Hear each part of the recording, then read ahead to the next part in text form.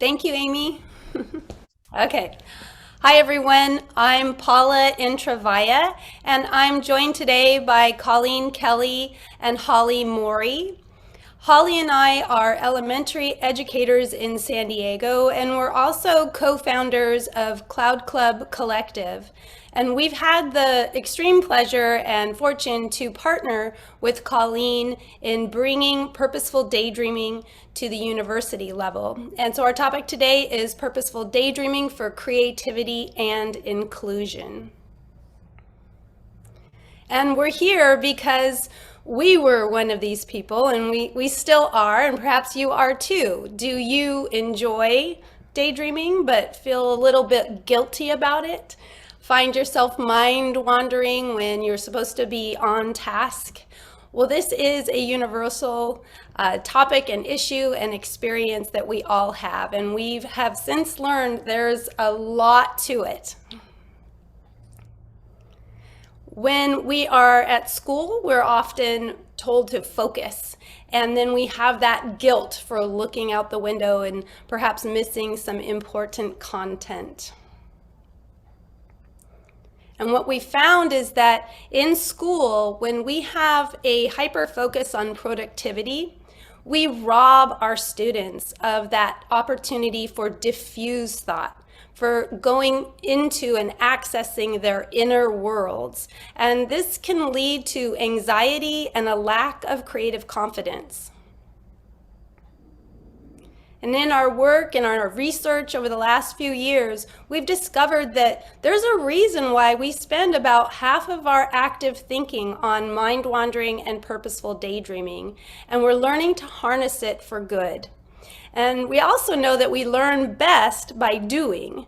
So with that, I'm going to turn it over to Colleen. Thanks, Paula. So before we get started on this segment of the presentation, if you all who are on the program want to get a piece of paper and a pencil ready, that would be great. There's going to be a little bit of daydreaming, just a little bit. We're going to give you a taste of what we do and what the program that Paula and Holly put together and that I've implemented. I've implemented this at the university level in my Chemistry 101B class. So that I could get my students to be more creative and less anxious about the creative process. So we'll show you how that works in a classroom. Normally, if I'm doing this in a chemistry classroom, the images that you see, the chocolate chip cookie, the ball, the chalkboard would be molecules or something like that. But for a broad audience, this gives you the same idea. This kind of creativity assessment is based on something called the Torrence test for creativity. And what that basically is taking some unrelated objects and putting them together to create something new. So we're going to take exactly 1 minute here. So if you want to get your paper and pencil ready or a pen, and I'm going to ask you to take 2 of the objects that you see, combine them and make something new. And I will be quiet for 1 minute while you do that. I just want you guys to go through the process of doing that.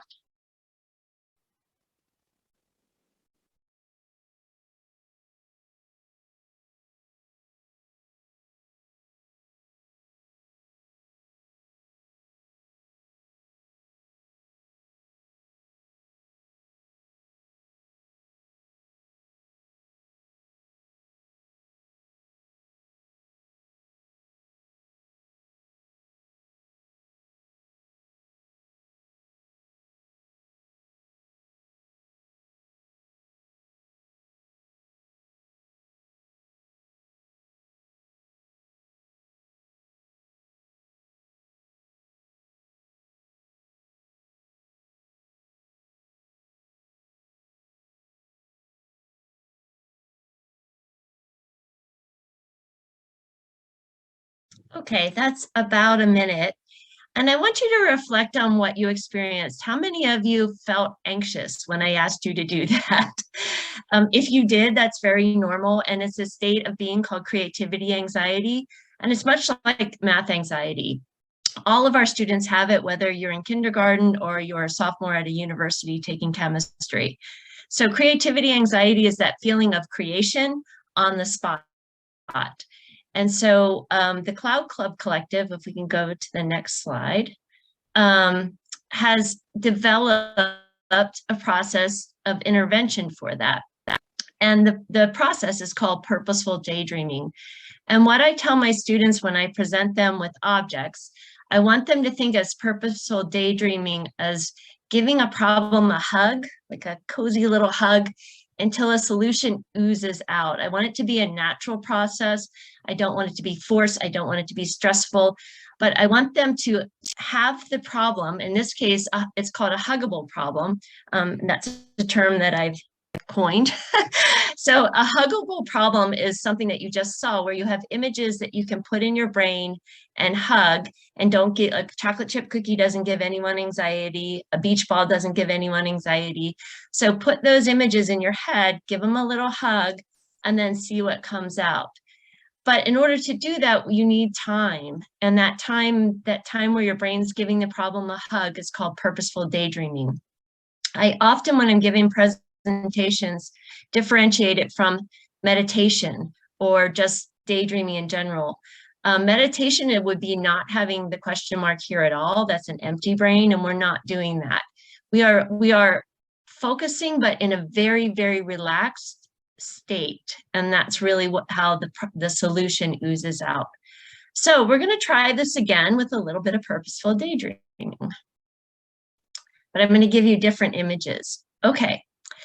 So now I want you to focus on this slide for 30 seconds, and then we're going to do a little purposeful daydreaming. So I will time 30 seconds, and I just want you guys to look at these images.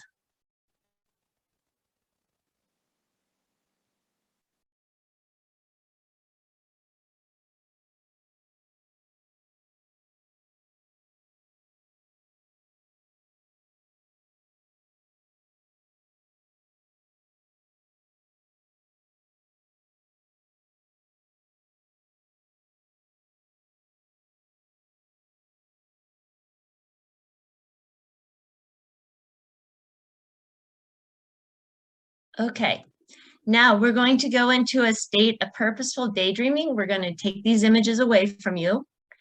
And now we're going to take, usually in my classroom, we take a little bit longer, but for the purposes of this presentation, we're going to take 60 seconds.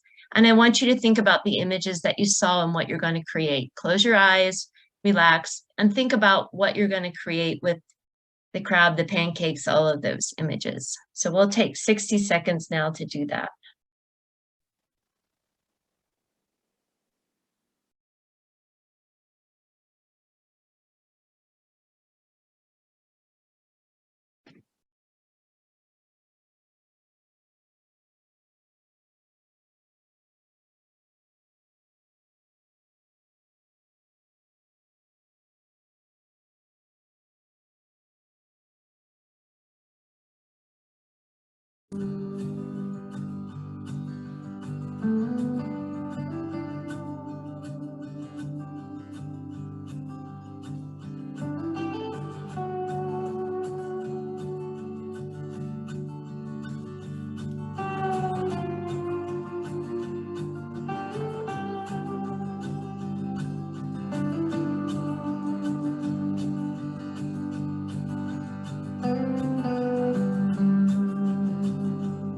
Okay, now we're going to go back to the images. You've seen them, you've had a chance to relax, and now we'll take you back to the images once our clouds stop.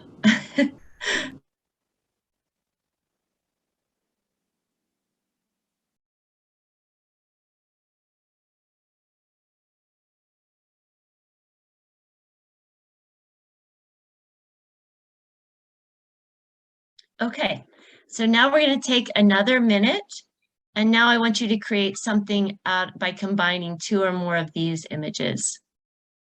So again, I'll put the timer on and take 60 seconds to make something new.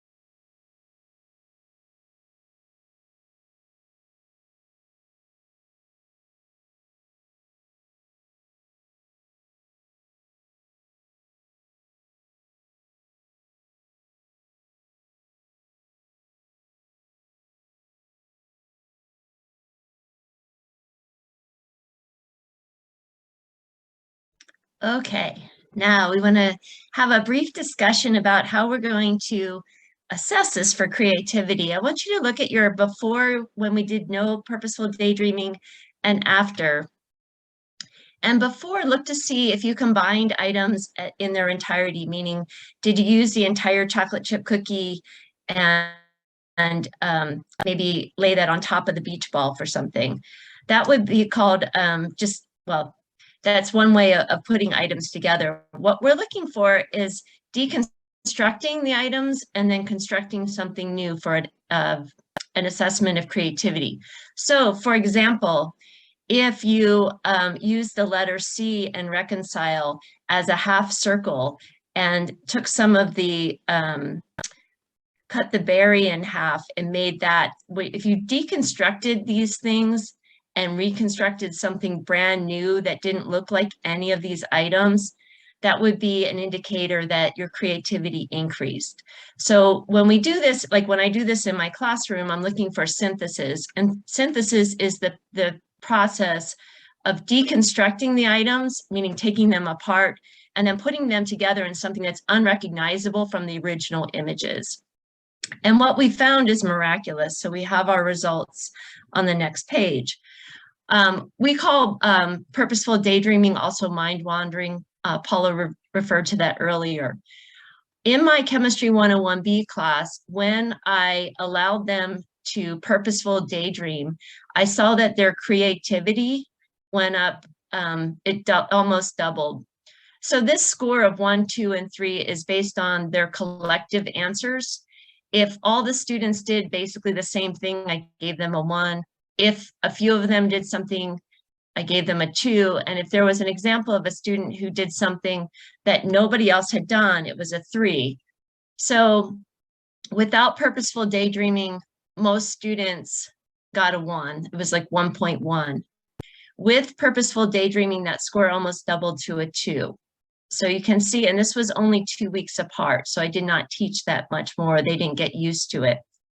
What we were shocked about, Paula, Holly, and myself, and very excited about, is that domain-specific comprehension more than doubled.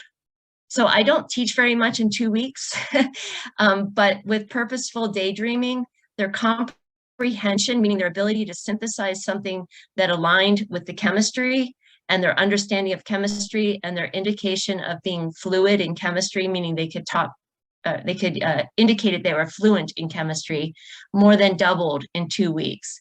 And that's with 5 minutes of daydreaming. That's it.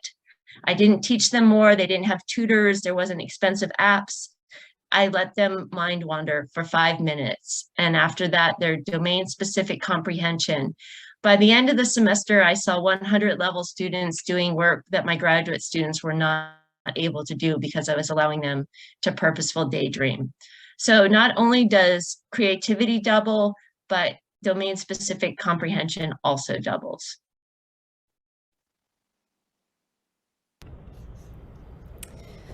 Thank you so much, Colleen. You know, really experiencing it makes all the difference. And as you noted, you know, we all have creativity anxiety on some level, but it's been newly acknowledged and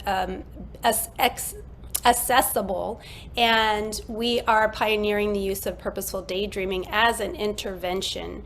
And we know that it's similar to math anxiety because we're aware of it. Now there are interventions in place, which then brings down the barriers for students who have math anxiety, just as hopefully nobody's experiencing chemistry anxiety. We want to lower that barrier for entry for any student, and that speaks to some of the inclusivity that this sort of process and practice promotes. And there are multiple benefits for daydreaming, purposeful daydreaming, mind wandering. And we know that when you are using these processes, you are activating the parts of your mind that are similar to when you're curious, and having that open-mindedness to possibilities, and also intellectual courage. We call those the creative virtues. So intellectual courage is, you know, being willing to put your idea out there despite that it might be judged, We know that the wellness improves because it does lower general anxiety and creativity specific anxiety. We spoke about inclusivity, and this also includes people who are introverts, people who prefer to have quiet and solitude, but it also benefits the extroverts. So it's really all inclusive, and you can daydream in your own language, which is also very personal and inclusive. When we are daydreaming and activating that divergent thinking, then we're more able to take on creative problem solving, which we know is more and more in demand. And on a neurological level, that neuroplasticity is developed when we toggle between focused thought and diffuse thought, and we go back and forth. It develops those neural networks and increases our capacity to think creatively and make new connections. And as you touched on briefly, there is a difference between mindfulness and daydreaming. They both have some similar benefits in that wellness aspect, that lowering of anxiety, developing emotion regulation. However, mindfulness is when we are converging our thinking, we are present, and we are emptying the mind. Daydreaming activates the imagination to discover what could be, to open ourselves up to possibilities. And with that, here's Holly to show us, after we've learned now the what is purposeful daydreaming and why should we purposeful daydream. Holly's here to tell us how you might purposeful daydream in your school setting. All right, thank you, Paula. So this is a picture here of some sixth graders that were purposeful daydreaming. And as a sixth grade teacher, I was able to implement Cloud Club time with them, which they really looked forward to and loved. So an example of using the daydreaming with the students would be, I was introducing a writing topic for them. And maybe it was about talking about their hero and writing about their heroes in their life. So what we do is we first have a discussion, and then I'd say, okay, we're going to take that thought cloud. So talking about who is your hero, and start to think about why they're considered your hero. And I'd take them outside, and we'd go and lay and just look up at the clouds, have a quiet, peaceful time. It gave them the chance to really let their minds wander and explore the topic before we did any writing or brainstorming. So after the chance to go explore outside, we came back inside, and students reported they were able to really think about the topic in depth and have a chance to really relax and use that time to kind of deepen their thoughts and their ideas. So that was exciting. And we did it frequently for any subject matter. And here we have some second graders. And these second graders were brainstorming a solution for a problem that they had together. They were doing some imagination activities, and they were learning about a Junie B. Jones book that was talking about careers. And so we wanted them to imagine, what kind of career would you want to have? And what are you passionate about? And so we taught them how to do purposeful daydreaming, and had Cloud Club, which we call it, at school for the kids. And they imagined things that they would want to do. And then their job was to find someone else that had a passion that was different than theirs. And with that other person, they worked together and collaborated to brainstorm solutions. What could you do with these two careers? How could you combine them together to make a new career that would be something helpful, or something that they could use in their community? So here we have the students that one was good at robotics and found another student that was good at sandcastle making. And so they decided to combine together, and they were community helpers. They had robot sandcastle makers to create things that made other people happy and enjoy the beach and the moment. And then here we have our students, one of our colleagues works with a SEAS class, which stands for Social Emotional Academic Support. And they opted to use Cloud Club as a coping strategy for their students. And so these students, some of them had challenges with personal space and things. So she took them outside and had them draw with a piece of chalk a little space for themselves to do the mind wandering. And so they were able to feel very safe and included, and also they were able to stop and mind wander and purposeful daydreaming. We see that this really encourages them to feel free to imagine and dream, and also to work on that social emotional learning that they need to work on. So the next day, one student, after they tried this, the next day, one student came back and said, "Oh, I really need a break. Can I go daydream outside? Can I do Cloud Club?" And so she took it upon herself to go ahead and make that choice. And it really calmed her down, and she came back in, was able to join back in for the activities. So that was pretty exciting. So it's for any student and any age, as you see with Colleen working with her college age students, and we've worked with adults as well, all the way down to kindergarteners. All right, so overcoming obstacles. So really the main obstacle is that there's the stigma out there that daydreaming is bad and that we should be in school and be focusing and be focused. So we wanted to kind of reverse that stigma and say purposeful daydreaming is incredibly helpful in so many different ways. And if we put expectations on it and it becomes a routine, then the time constraints, the time that we spend doing daydreaming with our students actually is like money in the bank, where we're getting a great return on our investment. And students are able to use their time more productively.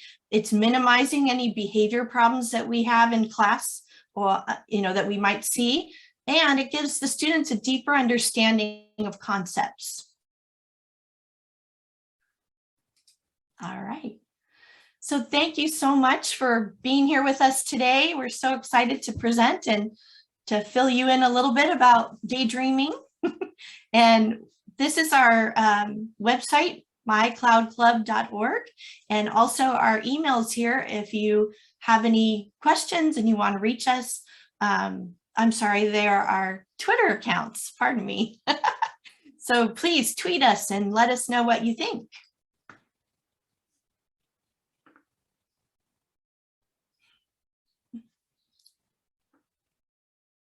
Thank you. Yes, thank you. Thank you. I would say thank you. I'm an elementary teacher as well, and I teach gifted, and I want to hug you right now for your presentation. I love the huggable problem and a hug with your brain until the solution oozes out. And I can relate to so much of what you are saying. And I wish more teachers, parents, people in general took the time to daydream, because, and maybe it's because we call it daydreaming. I don't know, maybe if it had a different name, because I think it's almost got like a bad name that we think you shouldn't take the time to do it, but it's what makes the world go round. And even taking those sixth graders and letting them think about that topic before they had to write, I could see with so many kids that reducing the anxiety of I can't think what to write, because there's so many kids that are processors and they can't think on the spot. And if we gave them 5 minutes, what a difference it would make. So I just love your presentation. I'm so glad you came today and are sharing it, getting that message out. Everybody needs to hear it. There were some good things on the YouTube too. Comments like that says, just lost it. Wow, so insightful. I'll definitely use purposeful daydreaming. So important time to think. And I want to be your student. Aw. That's so nice. Thank you for Aw. sharing those. That's great. But you're definitely part of the Cloud Club. Yes, yes. And more people need to be part of that club. It would help. That's our mission. Do you have anything, Leslie? I do. I was just wondering how do you market your program to schools? I don't know if that's the correct word, or how do you get the word out there to schools to let them know that this program exists? It's a wonderful thing. I just flashbacks of, being in an elementary school and being called out for, functional daydream or purposeful daydreaming. And it was almost like an invasion of my space in my mind. I'm like, I'm here with myself, That's a really well put. You're right. It's your own private space, and it can get some trespassing, right? Well, we are word of mouth, and we do a lot of presentations. So we recently presented at South by Southwest EDU. We've been Cal STEAM, Q. We're just trying to educate and connect with anyone who will listen. And so we do offer workshops and consulting.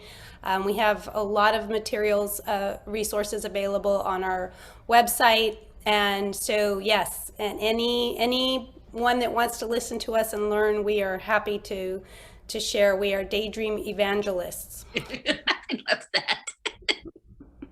It's well we all should be. Very good.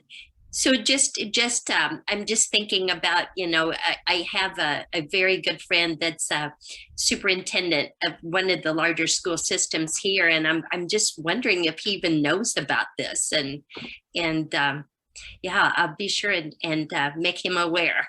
Thank you. You're welcome. Thank you. We appreciate that. Thank you. Yeah. What are your thoughts, or what do you just say to people? I hear teachers constantly with content and curriculum and time say, I don't have time for that. Like, what's your comeback to that? I mean, I agree with everything you say. I'm on your side. I'm in the Cloud Club, but just curious as to, that's what I hear all the time, that it's always come back like, I don't have time to do that. What is your response? Pauline, would you mind you speak? Yeah, I'll talk about that. I mean, Amy, my response is that they are teaching themselves things through the huggable problems and the synthesis that I have not taught them, nor ever intended to teach them, because they were a 100 level class. So the benefits that I'm getting for 5 to 10 minutes of a purposeful daydreaming activity transcends years. I mean, they're going from a 100 level up to a 400 level or a graduate level of thought. And also, these are students that are pre-nursing. They don't consider themselves scientists, so their confidence is not high at all. And so their confidence is rocketing, their understanding of chemistry is skyrocketing. So it is like I'm time traveling with them when I daydream with them. And so there's no loss of time, because they're transcending anything I've ever expected. They're actually saving you time, probably by learning it quicker and retaining it. And maybe that's a response too. It's actually in the long run going to save time for teachers. They like to say, go slow to go fast. And here it is. You need to provide incubation time. I thought even when you showed the pictures in the beginning, and I'm because I had more time to think on the second one, I had trouble remembering the pictures from the first one, because I think I just had more time to look at the pictures and think about them, that I retained those pictures more than I did even the first group. I had to think what was in that first group, because I had more trouble putting it together so quickly. So it's interesting reflection for myself. Appreciate that. Thank you. Thank you so much. I think we're about out of time. Okay. Well, it's been a pleasure. Thank you so much. Thank you. Good luck, team. Bye. Yeah, go team. Bye. Go Cloud Club.